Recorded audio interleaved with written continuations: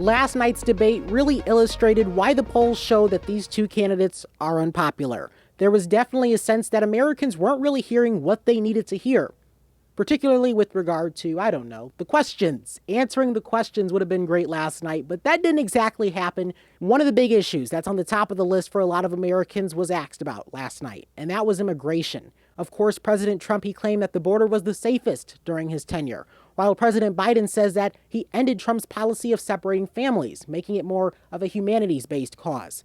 But the thing is, despite the way that immigration was talked about last night, the facts are simple. A Stanford University economist actually stated that immigrants are 60% less likely to commit crime than born Americans. You didn't really hear that talked about because immigration has become such a divisive issue. Another thing to talk about, of course, last night was the fact that former President Trump convicted on 34 counts in New York, and that was something that he was asked about. He, of course, said he didn't do anything wrong. But he didn't stop there. He also brought up President Biden's son, Hunter, who is also a convicted felon. Of course, that is the president's son, not the president himself.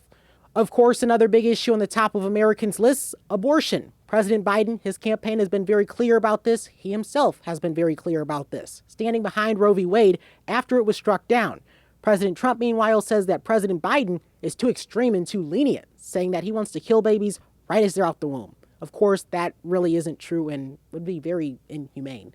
Another big issue last night, of course, the economy. Inflation was, of course, something President Trump quickly jumped on. He blamed President Biden for that, while President Biden blamed President Trump and his handling of the COVID-19 pandemic for the reason inflation got so bad.